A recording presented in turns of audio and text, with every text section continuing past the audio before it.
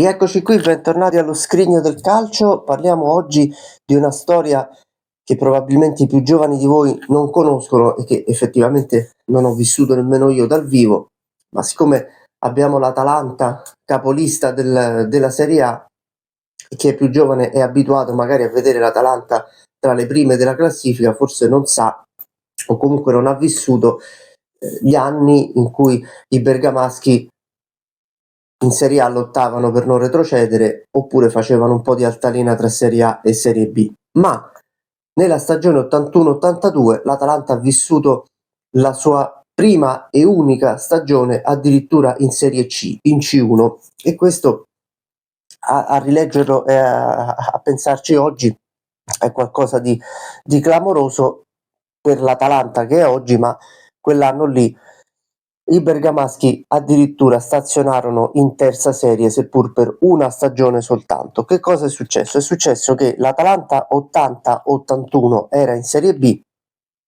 una squadra anche discretamente attrezzata per la promozione o comunque per lottare per i primi posti, tra l'altro allenata da un tecnico esperto e anche esperto di promozioni come Bruno Bolchi. Nonostante 3 vittorie nelle prime 6 giornate, fatica a rimanere ancorata al treno della promozione.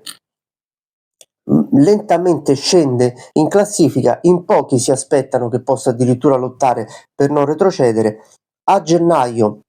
arriva anche l'avvicendamento in panchina, va via Bolchi, arriva Corsini, che è un allenatore insomma non particolarmente celebre quantomeno in era moderna, e l'Atalanta, dopo il KO, la sconfitta di Cesena all'ultima giornata, clamorosamente retrocede in Serie C, in C1. Per la prima volta nella sua storia farà la Serie C. Tra l'altro c'è una contestazione apertissima al presidente Bortolotti, che è un presidente giovane che ha preso il posto proprio un anno prima del papà Achille, e viene contestato proprio perché la squadra è retrocessa nonostante un organico di gran lunga superiore a tante altre squadre che si sono salvate. Ma la svolta probabilmente anche per la storia dell'Atalanta arriva in quell'estate, perché il presidente si rende conto degli errori che sono stati fatti, vuole riconquistare immediatamente la Serie B e lo fa allestendo un organico in cui ci sono alcuni giocatori esperti, come ad esempio Giovanni Vavassori, che poi sarà allenatore delle giovanili e anche dell'Atalanta, della prima squadra dell'Atalanta, facendo molto bene all'inizio degli anni 2000, ma ci sono tanti giovani che diventerà poi questa la caratteristica dell'Atalanta anche nel futuro e anche come abbiamo visto negli ultimi anni. L'allenatore anche è giovane, è Ottavio Bianchi, che non ha neanche 40 anni ma ha molte idee, e in squadra ci sono dei talenti che poi si affermeranno in Serie A, primo tra tutti Roberto Donadoni, poi anche Armando Madonna, che ha giocato successivamente pure nella Lazio, nel Piacenza, oltre che nell'Atalanta stessa, e poi c'è un centravanti, anch'esso diventato allenatore e anche allenatore dell'Atalanta, Bortolo Mutti, che sarà il protagonista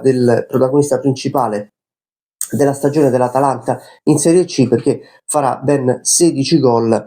sarà il cannoniere della squadra e l'uomo più in vista della promozione dell'Atalanta, perché è una promozione che arriva abbastanza facilmente. L'Atalanta la prima giornata batte il Treviso 1-0, ha pochissimi intoppi nel corso della stagione. A fine novembre arriva la prima sconfitta contro il Trento, ma già alla vigilia di Natale fa 4 gol al Padova, che è un'altra delle pretendenti alla promozione, e si capisce già all'inizio del girone di ritorno che non sarà così difficile per gli atalantini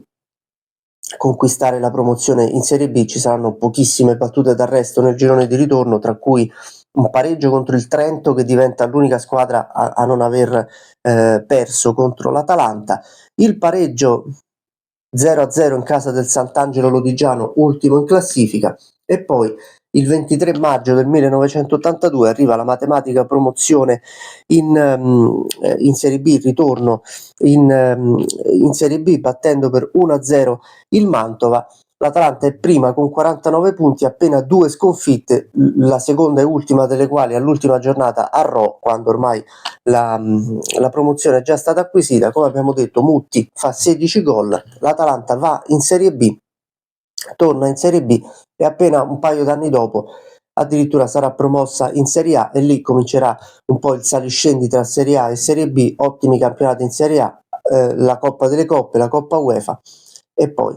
l'Atalanta che tutti conosciamo anche adesso. Sembra strano oggi parlare dell'Atalanta in Serie C, eppure un anno è successo ormai datato più di 40 stagioni fa, più di 40 anni fa. Questa è la storia dell'Atalanta in Serie C, molto particolare. Ci sono, non dico pochi ricordi, però diciamo che sono molto sbiaditi nel tempo e possiamo dire che anche quella stagione è stata fondamentalmente casuale, eppure da quella caduta l'Atalanta ha saputo tirar fuori la sua caratteristica principale degli anni 80, 90, 2000 e successivi, di lavorare con i giovani, di allestire delle squadre tirate su con tantissimi talenti provenienti dal settore giovanile e molto spesso proprio bergamaschi, perché c'è questa caratteristica poi degli ultimi anni che ogni nuovo nato a Bergamo gli viene spedito dall'Atalanta direttamente il kit con la maglia, come per dire quando sarai grande ti aspettiamo all'Atalanta. Iscrivetevi al canale, mi raccomando. Ciao.